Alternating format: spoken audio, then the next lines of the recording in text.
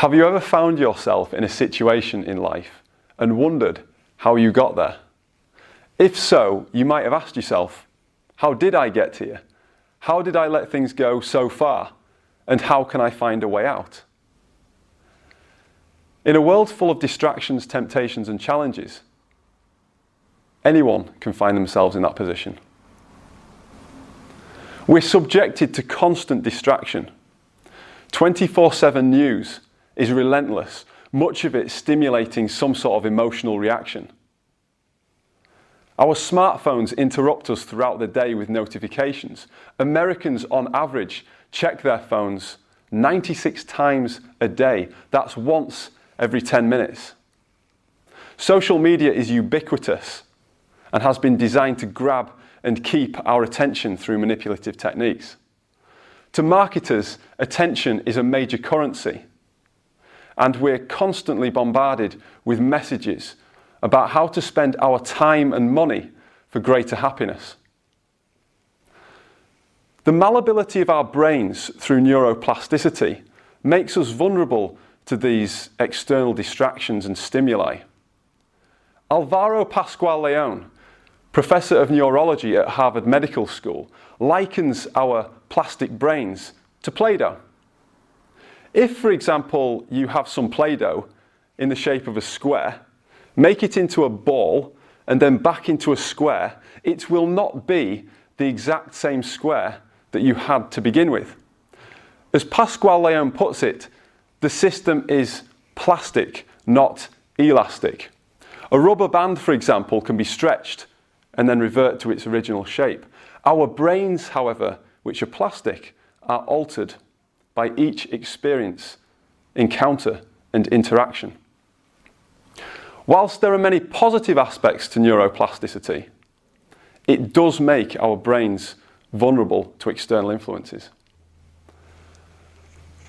Alcohol, drugs, and pornography tempt us with euphoric highs, or at least some relief from the pain and ennui of life's challenges. Alcohol is easily accessible, promising good times, an escape from the harsh edges of life, and a simple way to fill the void of inner emptiness. But, as Anne Case and Angus Deaton illustrate in their work, alcohol abuse is a significant contributor to the growing epidemic of deaths of despair in America, as alcohol fails to deliver on its promises of a better life. Drugs like cocaine hijack the dopamine system, giving users pleasure without having to work for it, potentially leading them to addiction and health issues in both body and mind. Pornography can also act like an addictive substance. As Norman Doidge writes, pornographers promise healthy pleasure and a relief from sexual tension. What they often deliver is an addiction, tolerance, and eventual decrease in pleasure. Through the internet, the most hardcore forms of pornography are more accessible than ever, leading some users to develop tastes that actually disgust them, affecting their sexual potency and relationships. Because of the world we live in,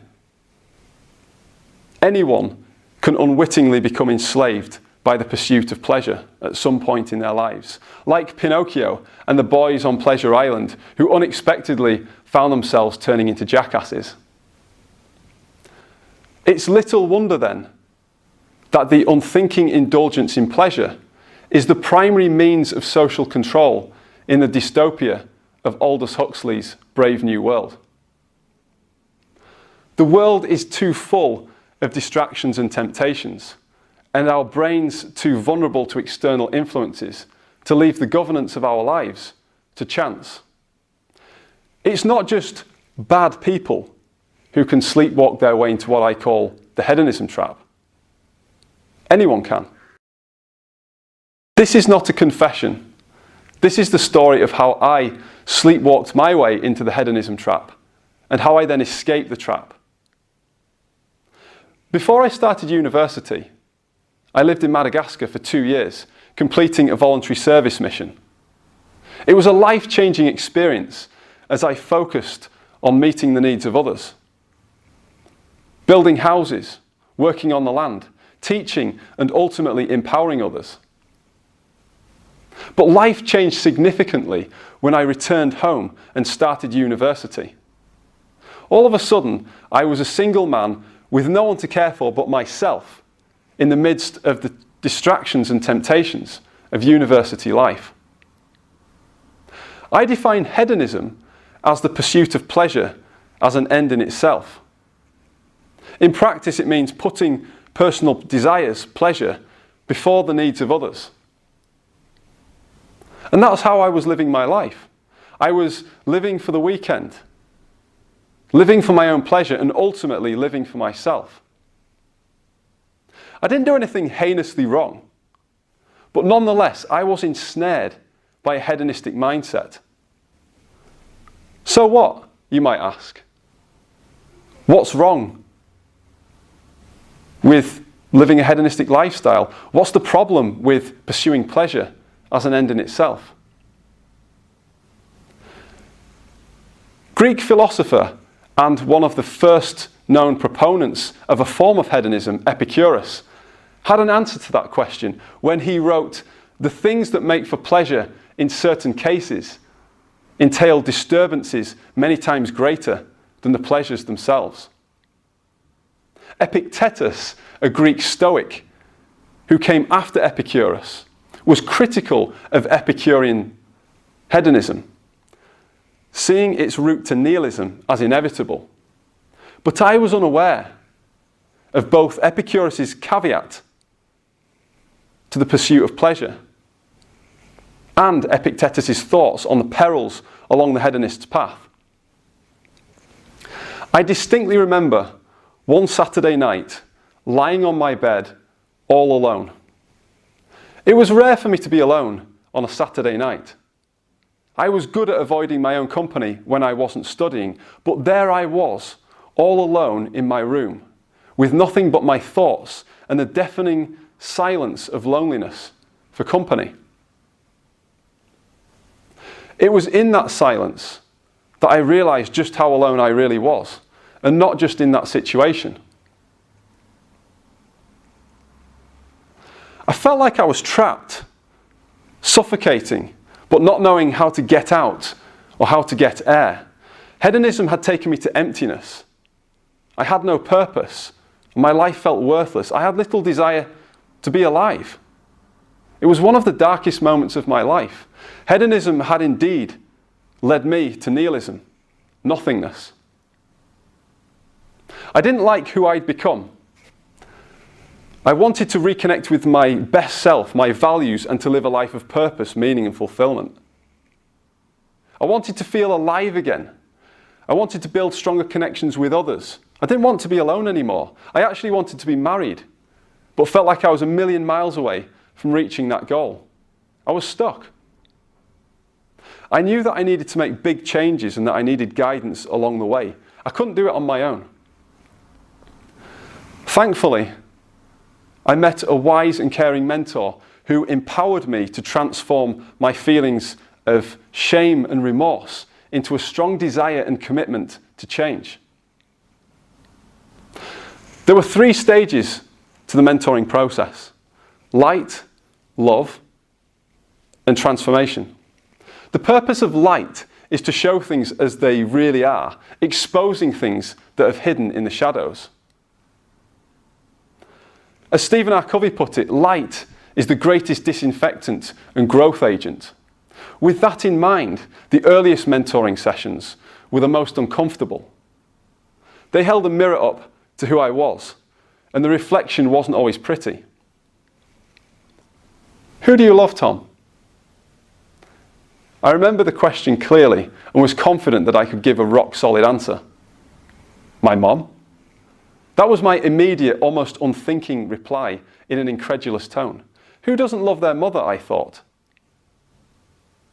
As we discussed what love means in practice, however, I realized that my answer wasn't as rock solid as I wanted it to be. I had work to do.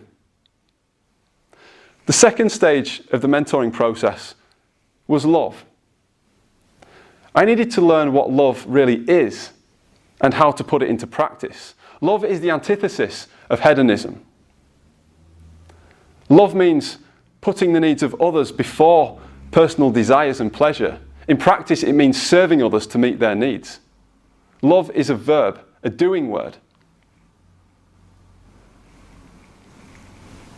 In practice, it might be as simple as showing genuine interest in others.